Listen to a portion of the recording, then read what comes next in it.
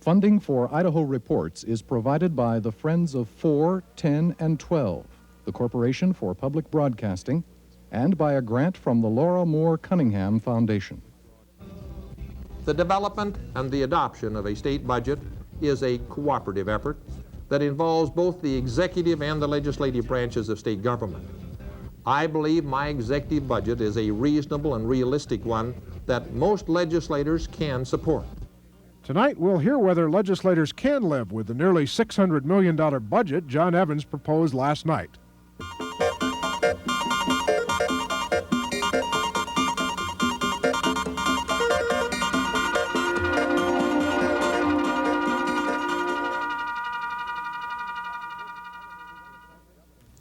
Good evening. Last night, Idaho's Democratic Governor John Evans spelled out some of the specifics over how he hopes the 1985 Idaho legislature will deal with the state's budget. Tonight, we'll hear from some key Senate Republicans, a Senate Democrat, and the governor's budget director about just how the state's finances are shaping up just about 3 weeks before the new session of the legislature convenes.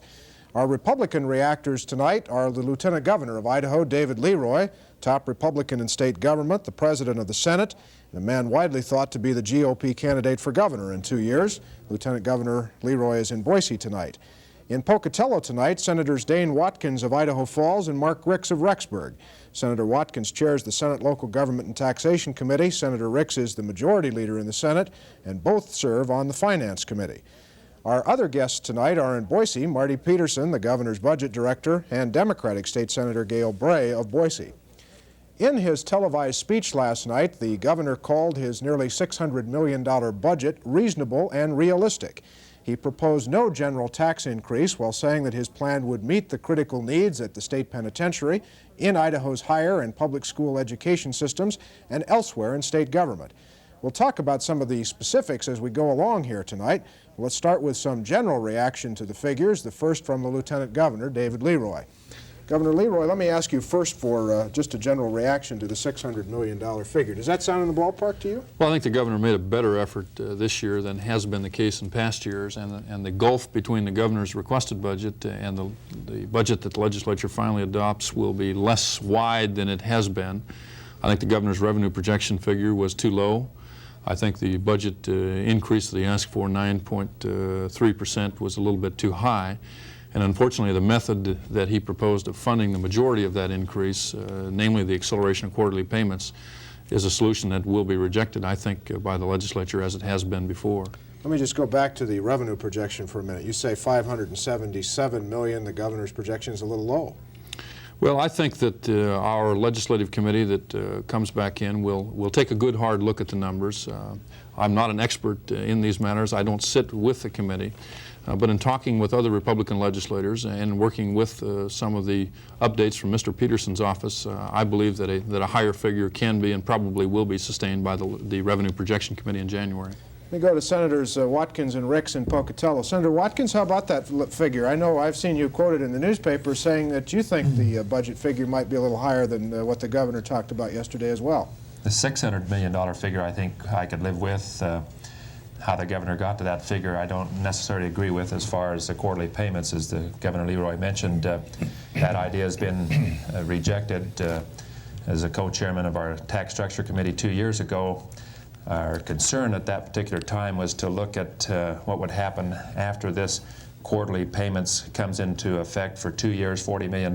It's a one-time revenue source, but after that you got to make it up with more tax revenue someplace, and we hated to do something on a more permanent basis and just doing it on a quarterly basis. And I see the revenue projection being quite low at 577. In my thought, that's maybe about a 5% increase. I think you could go up to 595, 600 million with the economic conditions that we have here today. So my approach would be not to sustain the quarterly payments. Let's just have the normal economic environment handle the increases that we need. It's interesting, this last legislative session we had a $527 million revenue projection from the governor's office, and we ended up with $550, $23 million difference. So my thought is the governor came in low a year ago. I think he came in low this time. we can get the projection up where I think it should be around the 595, 6 figure Okay. and come without a tax increase. Senator Ricks, do you agree with that? Was the governor a little less than optimistic about the state's economy? Well, yes, I tend to agree with that.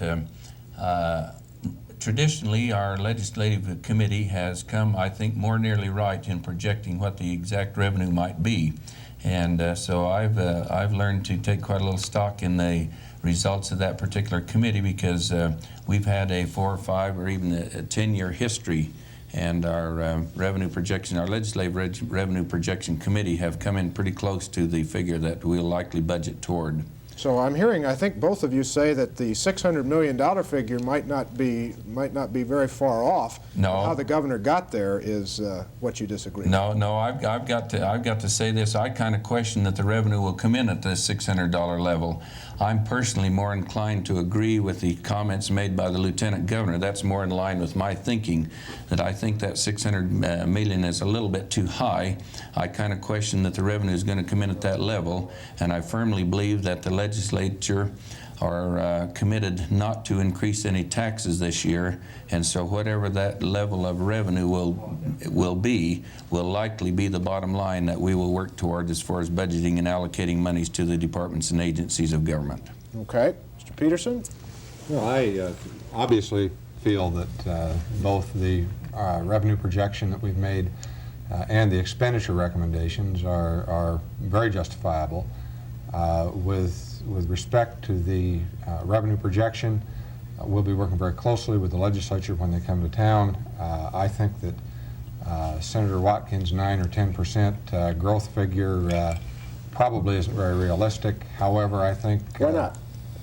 Well, perhaps his business or businesses are really thriving, but I think if you talk to farmers around the state, people in forest products industry up north, people involved in mining, that sort of thing, I think that the picture you're going to get is going to be something other than a 10% type growth pattern. You're looking at the type of growth at 10% that we saw in the 1970s in this state during our really boom period, and I don't think that's going to happen in this next year. Senator Watkins, quick comment on that? Basically, a year ago we had 11% increase in the projection from the year before, and 10% may be a little bit high, but it still can be within the $590 to $600 million figure. So when you get that far in those kind of figures, it's not a great deal of difference, I think, and rather than increase taxes, which the quarterly payments is a tax increase, I'd rather put my bet on the economy pushing that figure up and not raise taxes. Mr. Peterson? Well, I think we clearly have a difference in what we might be looking at with respect to revenue projection.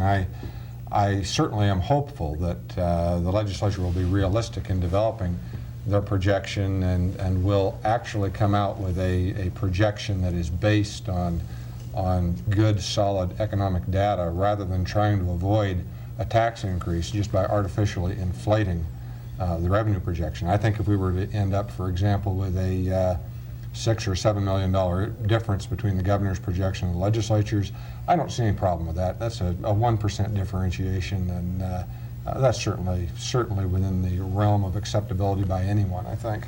Senator Bray, if my head serves me correctly, 2 years ago Democrats were arguing that Republicans were not optimistic enough about the economy, and now 2 years later the roles sound reversed here. Well, I believe that perhaps the 5% is a little low. We might see 7% growth. I think the 10 is inflating the revenue so that nothing needs to be addressed in the tax or the revenue picture. I personally feel that the issue here is not necessarily what we can expect, but what we ought to be doing in order to adequately fund the services that we have.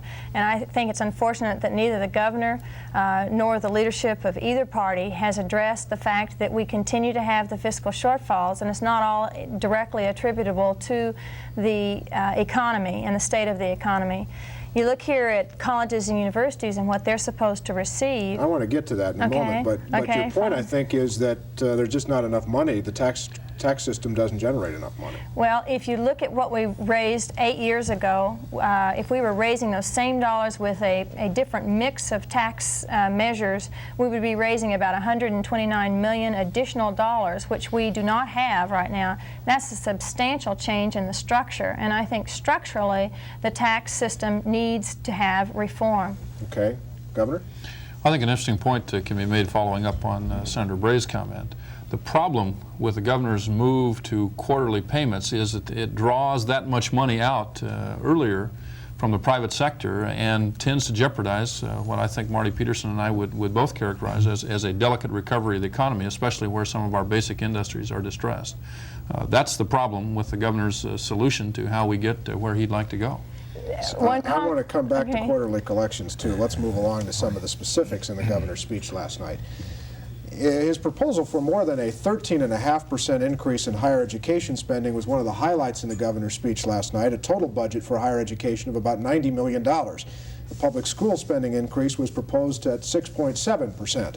But the governor wants to stretch out the proposed equity pay raises for public school teachers, and he proposed no money to fund a career ladder.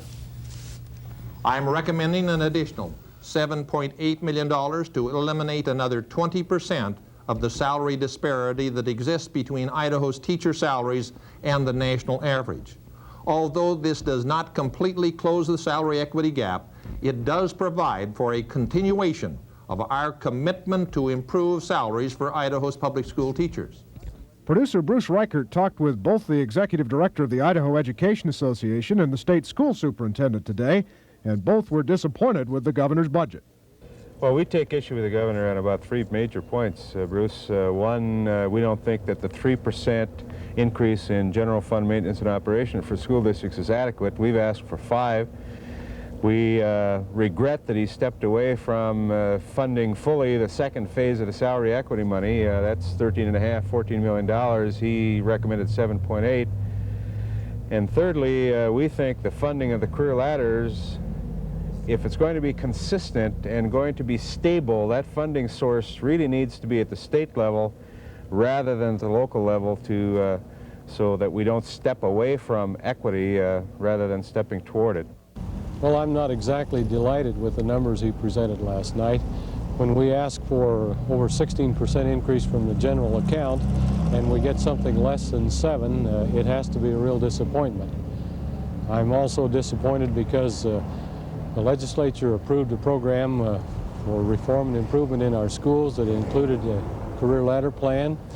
It was passed by both houses of the legislature, signed by the governor. Everyone understood the commitment and obligation that had to be funded in the following year, and to find 0 in that category in the governor's budget is a real disappointment and shock to me, frankly. State School Superintendent Jerry Evans interviewed earlier today. Let's get some more reaction to the education figures. First from Marty Peterson, the governor's budget director. Mr. Peterson, people I talked to today, I didn't find a single person who thought you were doing right by education. You probably won't find very many state agencies that are totally delighted in the recommendation. I have a sign on the wall in my office, Mark, that says more is seldom enough. And I think this is a classic example of the fact that more is seldom enough. The governor was very specific in the fact that the budget, not only in the area of education, but in some other areas as well, does not totally meet the state's needs. But there was a requirement that he had to sit down and take a look at needs and the reality in generating revenues sufficient to fund a budget. And he has, I think, struck a pretty good balance. Do you agree, Senator Bray?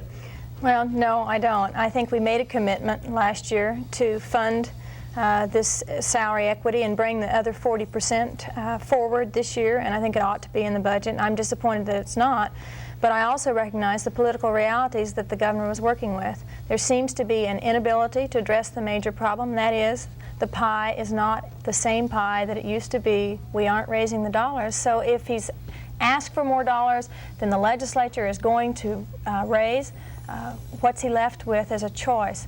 This might not have been my first, but it certainly was one that he made, and we'll have to live with it. Governor Leroy, how about the education figures the governor's proposed? I think the governor gave a very reasonable start to the budgeting process by taking a candid and very careful approach, especially if the governor assumed, as he did, that the revenues projection would be as low as the figure he named. The legislature made a very ambitious commitment to equity funding of teacher salaries. That commitment will be preserved. It may be necessary to adjust the numbers downward. It'll depend really, I think, in terms of or what the Revenue Projection Committee comes up with. The governor's numbers, I think, if the legislature buys off on half of that equity funding in this year, will preserve the commitment. We'll say that we do strongly support that equity, and we expect quality in education for that salary money. The career ladder has been a political football, and interestingly enough, it won't be successfully put in place merely by throwing money in its direction. It clearly should be a lower priority for funding than teacher salary equity. And it all will come back to the numbers that the Revenue Projection Committee comes up with beginning in January. Senator Watkins, is the governor proposing enough for public schools or not enough? I think with his revenue projection, it's a reasonable figure that he had to work with. We put a lot of emphasis into public schools the last several years, and the governor, I think, is trying to put more emphasis in higher education at this time, and that's where his money is going to. Do you agree with that, sir? Well, I think right now our first responsibility is to the public schools, K-12, and I think that's where our emphasis has been. And I'd like to see us continue that second half of the equity portion. It may have to be strung out over 2 years, but the commitment's there, and I think it will be met. The career ladder is another portion that I don't think it's all the state's responsibility. I think that's got to be back on the local levels. I've said in my thoughts that we got to put maybe half from the state, half from the locals, but maybe we don't have enough for the state portion of that, and it's still being studied, and I don't see where we're going to come up with anything concrete in the next few weeks, but the first commitment, I think, was the teacher equity, and I think we'll have to follow through on that either on this year or take 2 years to do it. Senator Ricks, how about your thoughts on the education part of the governor's budget? Mark, I've been thinking about this too, and wondered whether or not we could handle the second half of that salary equity. Some of the legislators have taken the position that we ought to take into consideration the per capita income of residents of the state of Idaho.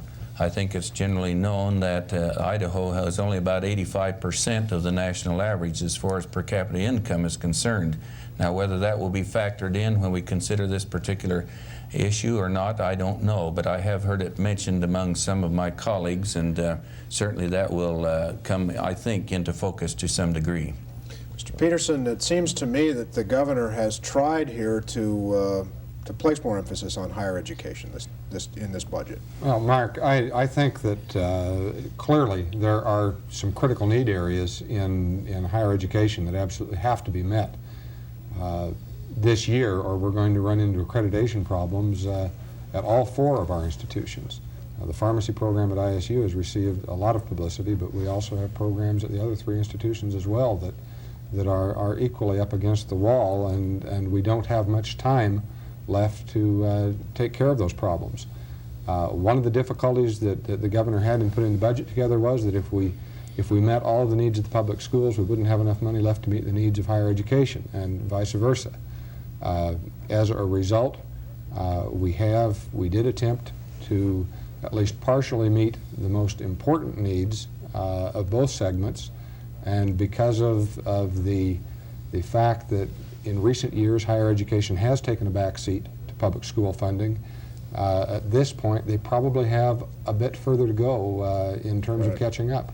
Let me just get a quick comment from each of you, beginning with you, Senator Watkins. Tom Stivers has suggested that we need to look at the role of Lewis and Clark State College in Lewiston as a possible place to save some higher education money. Would you be in favor of that? We had a prime chance to do that back in when we had the $70 million shortfall a couple of years ago, and there's a lot of political considerations that make that decision hard to accomplish. I think there's some money that could be saved. I think it could be a part of the University of Idaho, but to really get it done on a basis where we could save a lot of dollars, I don't see it with the political ramifications. Senator Ricks? Last year in the Joint Finance and Appropriations Committee, in order to just test the water a little bit, I did make a motion that we not fund Lewis and Clark as a separate institution, but that we fund them as a satellite of the University of Idaho, just to see what the reaction might be. And I was very surprised to learn that that particular motion died on a 10-10 vote. And then we talked a little bit about if the state cannot afford to continue to fund the 4 institutions at the level that they need to be funded, that maybe we'd ought to take a look at just giving the Lewis and Clark institution to the community. Let the state divest themselves of ownership of the buildings, the whole package, and give it to the community and let them maintain that as a community college. That also was discussed a little bit. So you'd be in favor of looking at it again, I take it? Well, I suppose that will probably be considered, yes. If there isn't sufficient monies to fund the 4 institutions, that will likely be considered, yes, sir. Governor Leroy, hot potato. Well, I think it should not be a hot potato. I grew up in the shadow of Lewis and Clark and am fairly well informed about the importance of that institution to the Lewiston community and the greater North Idaho area that it serves. I would oppose vigorously any attempt to close or radically alter the structure there, and I think a good case can be made for that.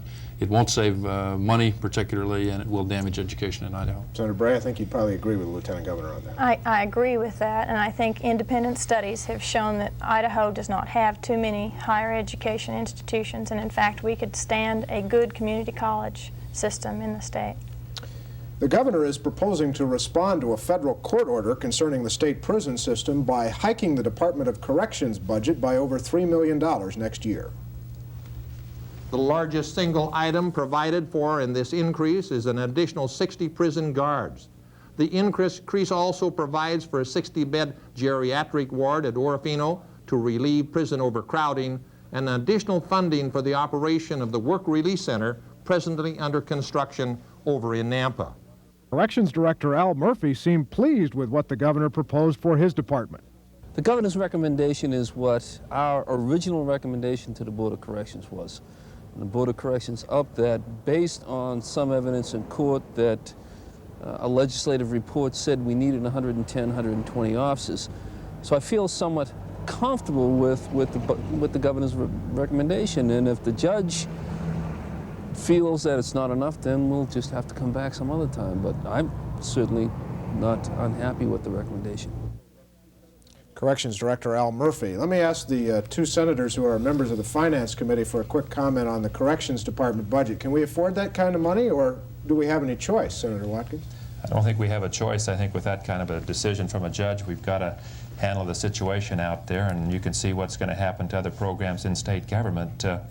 It's going to suffer, and education might have to tighten their belt and not receive some of the funds that they'd normally receive, and correction's one of them. Swan Falls is another. There's a lot of issues out there that are a concern to the members of the Finance Committee that's just not part of education, and we've got to look at them.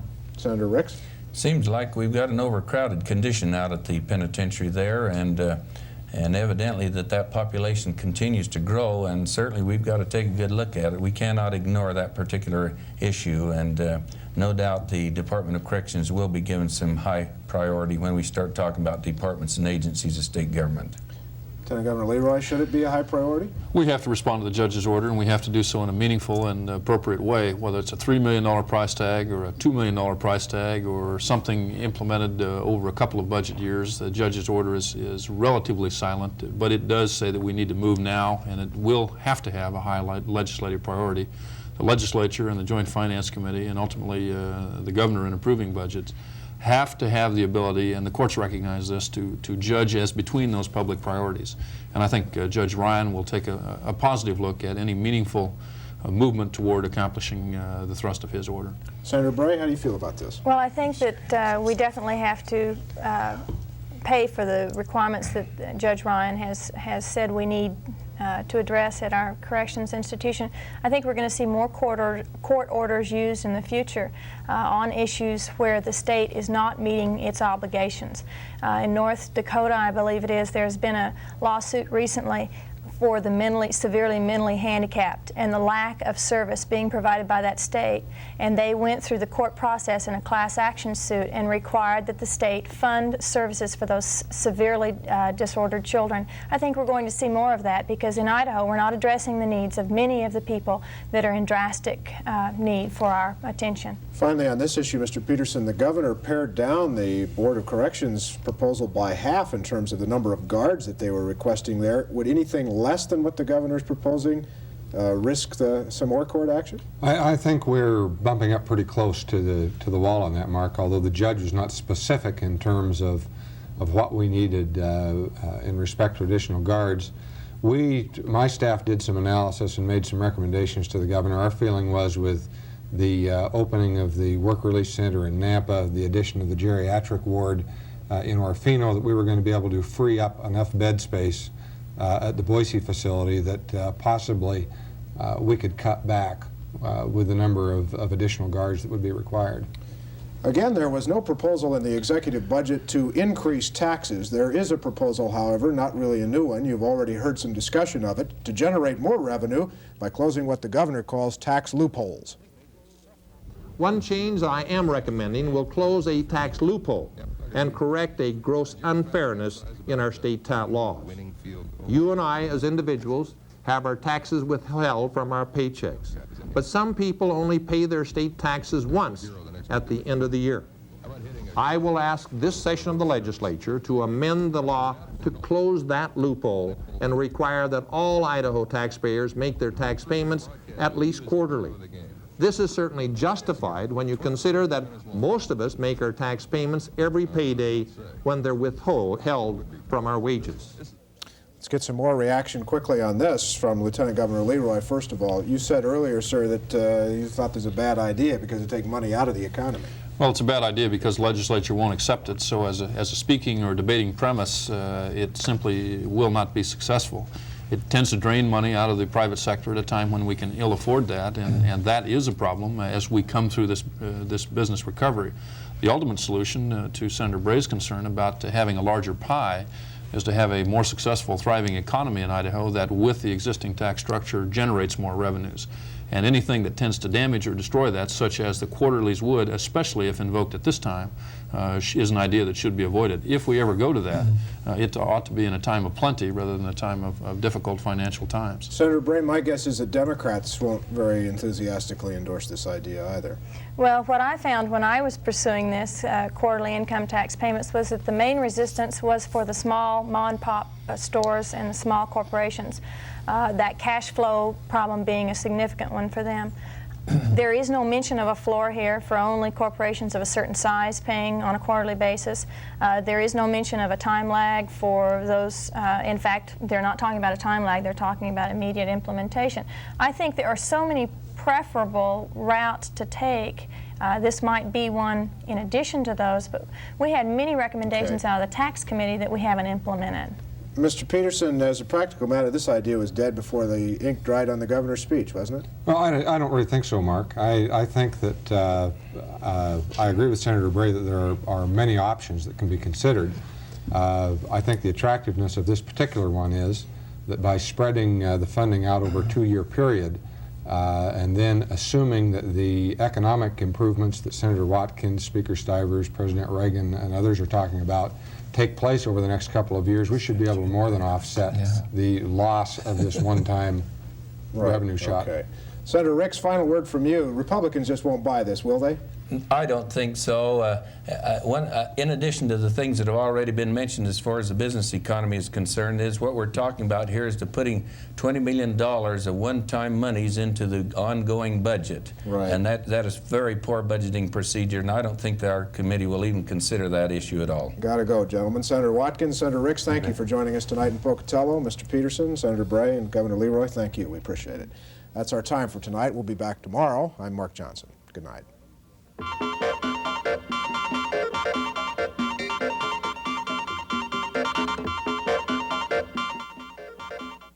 Funding for Idaho Reports is provided by the Friends of 4, 10, and 12, the Corporation for Public Broadcasting, and by a grant from the Laura Moore Cunningham Foundation.